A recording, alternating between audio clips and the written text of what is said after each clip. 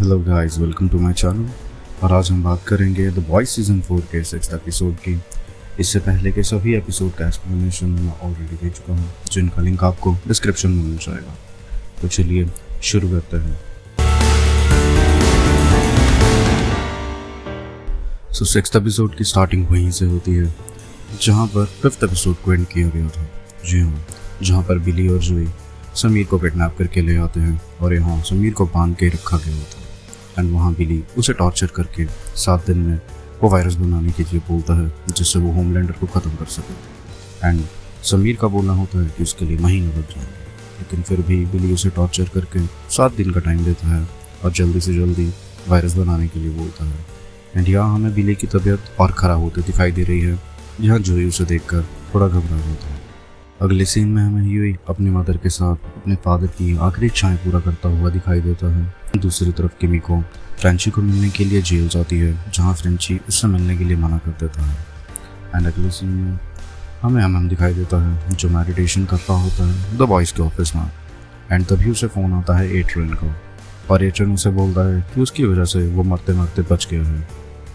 यहाँ एमएम एट्रियन को मैनिपुलेट करता हुआ दिखाई देता है एंड एट्रियन को मनाता है उसकी हेल्प करते रहने के लिए, ताकि उसकी फैमिली को एट्रियन पर थोड़ा सा तो नाज हो ही जाए। एंड एट्रियन उसे कुछ इन्फॉर्मेशन देता है कि जब पिछले ही एपिसोड में हमने देखा था उस होस्ट को मारा जा रहा था, देशद्रोही साबित करने के बाद या गद्दार साबित करने के बाद भी कह सकते हैं, तो वहाँ पर सारे सूट्स अवेलेबल थे। एंड वो उसे क्लियर करता है कि होमलैंडर सूट्स की एक आर्मी इकट्ठी कर रहा है एंड उसका मोटिव क्या है यह भी कोई नहीं जानता। एंड उसको ये भी पता लगा टेक-9 के घर पर एक पार्टी है जहाँ सब सुपर भी आने वाले हैं और कुछ इम्पॉर्टेंट इन्फॉर्मेशन वहाँ पर पता लगने वाली है। एंड एमएम ये प्लान करता है कि उसे उस पार्टी में जाना होगा, किसी न किसी तरीके से उस इन्फॉर्मेशन के बारे में पता लगाना होगा जो कि टेक-9 के घर पर डिस्कस होने वाली है। एंड वहाँ स्टारलाइट उसे बोलती है कि वो कहना तो नहीं चाहती, बट यहाँ उन्हें बिली बुचर की नीड पड़ेगी। बट बिली को बहुत दिन हो गए होते हैं गायब हुए, क्योंकि बिली वहाँ समीर को किडनैप करके फरार है। एंड यहाँ एमएम उसे बोलता है उसके पास एक और तरीका है। एंड वो कुछ देर बाद एक सूप के घर जाता है जिसे ड्रग सप्लाई बिली बुचर किया करता था।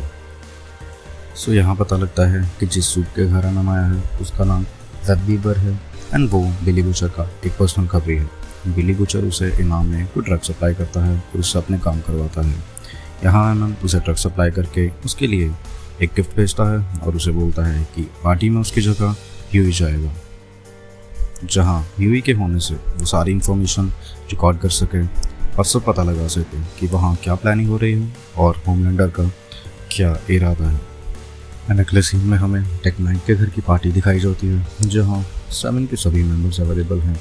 वहाँ एशली भी आती है, जिसे देखकर सिस्टर सेज पूछती है कि उसे यहाँ किसने बुलाया, तो वो बताती है कि टेक-9 उसका बहुत पुराना दोस्त है और वो उसके पर्सनल इन्विटेशन पे आई है, इसमें बॉड का कुछ भी लेना देना नहीं है। एंड उनके बैकयार्ड में एमएम, किमिको और स्टारलाइट ह्यूई के साथ होते हैं, जहाँ ह्यूई वेब बीबर के कपड़े डालकर रेडी होता है अंदर जाकर उन्हें सारी इन्फॉर्मेशन देने। सो इस सब तैयारी के बाद ह्यूई वेब बीबर बनकर उस पार्टी में जाता है, जहाँ उसे विक्टोरिया न्यूमन भी देखने को मिलती है एंड जिसे वहाँ पाकर सब थोड़ा घबरा जाते हैं, यानी एमएम एंड बाकी सब द बॉयज़। एंड वहाँ टेक-9 अपने साथ घुमाने की बात करता है और उसे एक ऐसी जगह लेके जाता है जो एक सीक्रेट डोर उसके बेसमेंट में जाती है। एंड वहाँ वो उसे ये बताता है कि उसने वेब बीबर को यहाँ बुलाया क्यों था। यहाँ वो अपनी कुछ पर्सनल डार्क फैंटेसीज पूरी करना चाहता है, जिसमें एशली का भी कुछ मतलब है। एंड वहाँ पर हमें ह्यूई के साथ होती हुई कुछ उल्टी सीधी हरकतें देखने को मिलती हैं, जो वो वेब बीबर समझकर उसके साथ कर रहे होते हैं।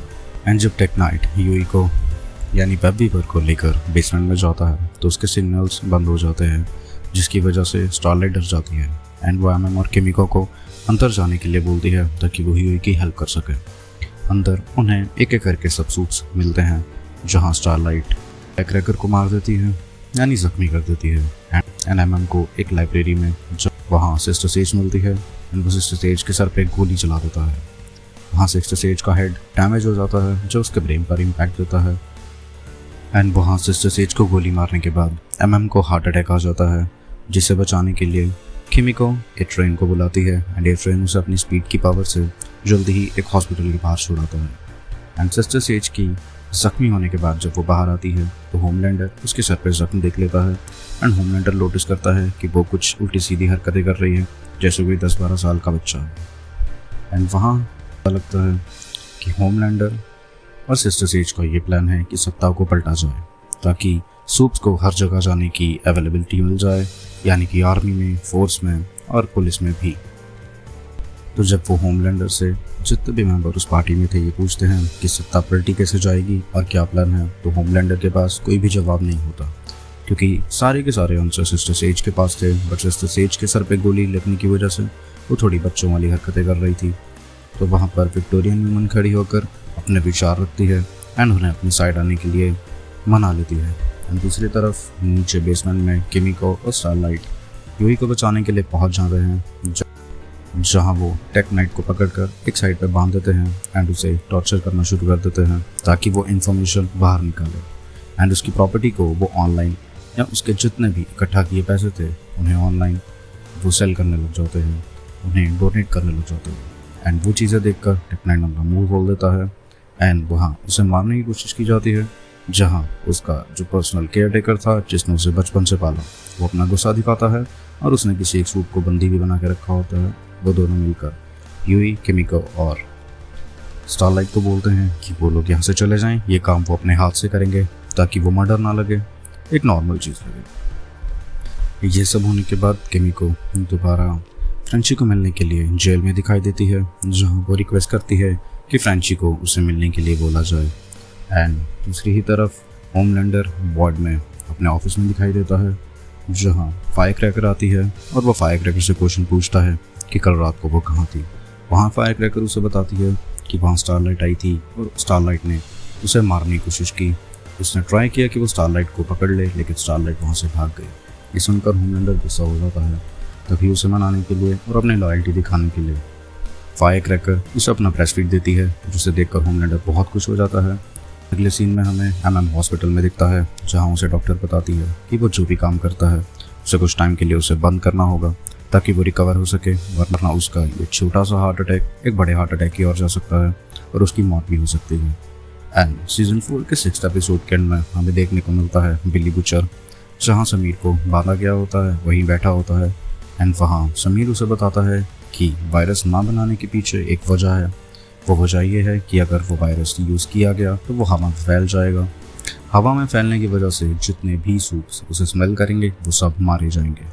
एंड ये सोचकर बेका जो को ही दिखाई देती है, वो उसे बोलती है कि ये सब करना ज़रूरी नहीं है, क्योंकि अगर उसने ऐसा किया तो उसमें किमिको, स्टारलाइट और उसके बेटे की भी मौत हो सकती है। दूसरी तरफ जो उसे मनाने की कोशिश कर रहा होता है एंड वहाँ जो गुस्से में बेका को गाली भी देता है, जहाँ बिली बुचर को कन्फ्यूजन होती है कि जो बेका को कैसे देख सकता है। एंड इस सीन में हमें ये पता लगता है कि जो भी रियल नहीं है वो भी कंपाउंड भी की साइड इफेक्ट की वजह से, जैसे बिली बुचर को बेका दिखाई दे रही थी वैसे ही जो दिखाई दे रहा था।